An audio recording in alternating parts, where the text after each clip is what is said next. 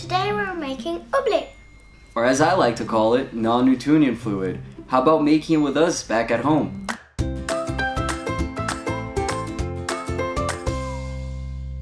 To make non-Newtonian fluid, which is both a solid and a liquid, it just depends on how you manipulate it, you'll be needing Water, cornstarch, a bowl, a spoon,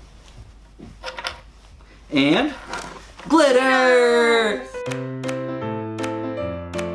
First, add 200 grams of cornstarch to your bowl. Woo.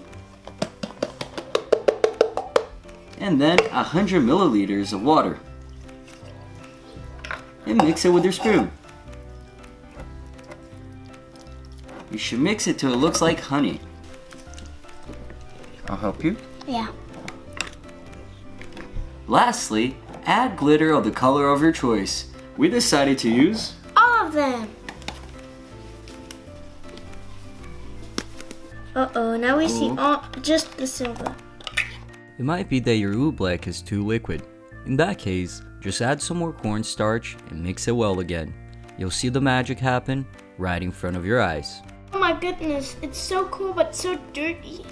Don't do this at home, or do if your parents allow you to. Have fun!